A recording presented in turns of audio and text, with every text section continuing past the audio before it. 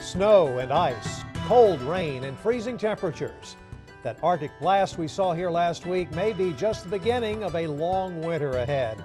Jim Spencer and I have weathered a lot of them right here, both of us having just begun our 25th year here at KXAN. I am proud to be starting my 25th year with you, Robert, and you're right. We have seen frigid and mild winters, stormy and dry ones, but what about the one we're about to begin? Well, just out today, the final winter outlook before the season starts. And the climate models are still forecasting colder than normal weather across Texas, but also wetter than normal weather as the odds still favor the development of a weak El Nino pattern next month. But what does a winter like that really look like? Well, we have a unique way of painting a picture for you. Back in the 90s, I started a daily weather diary, and every single day our weather team has recorded the conditions, not just the highs and lows and rain, you can find that anywhere, but a written narrative of the weather. And it so happens an old reliable forecasting technique is to look into your past and find what may be a comparable winter. We chose the winter of 06-07. December 1st, 2006, the first freeze of the season. In the days that followed, December 2nd, 4th, and 5th, a string of record lows with temperatures at the Austin airport down into the 20s. Just after Christmas, December 29th, record rainfall and more than a dozen tornadoes in Texas, including a tornado warning in Milam County. Just up the road in Crawford, President George W. Bush takes cover with his wife in an armored car during a tornado warning. In January, rainfall breaks records again. On the 13th, a rare January tornado hit San Marcos, smashing a metal roof into 3 patrol cars at the city's police department. In Austin, flash floods cover roadways and swell up creeks.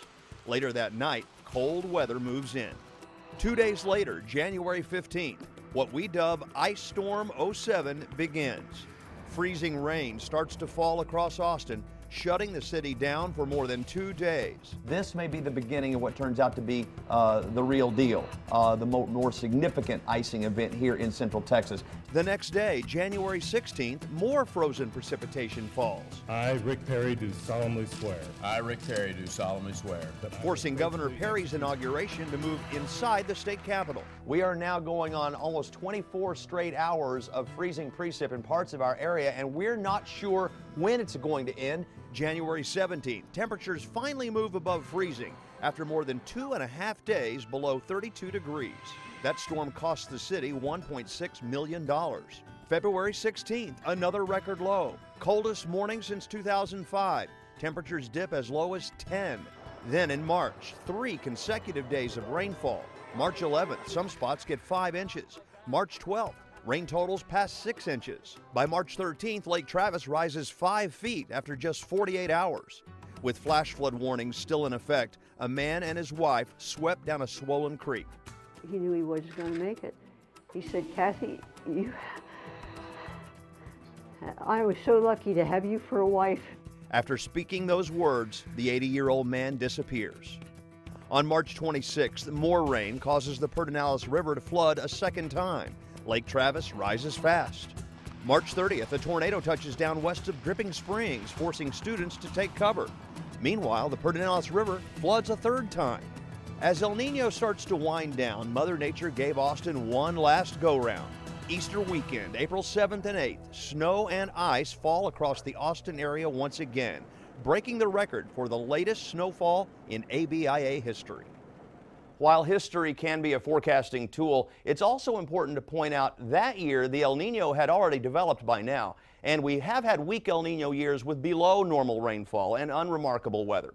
While that winter of 06-07 sounded bad, it was far from the worst Austin's seen. Coming up tonight at 10, we'll open the history books and video archive and take you back to one of our worst with scenes like this, so unfamiliar to us, a winter where the snow just kept coming. You know, we refer to our weather diary all the time, and you can too. We put the whole thing online from our diary page. Just enter a date or a range of dates. There's the last 10 years for you there. We'll put in May 27th, 1997, the day of the Gerald tornado. You have access then to a unique and even fascinating historical record, and it's all right there on KXAN.com.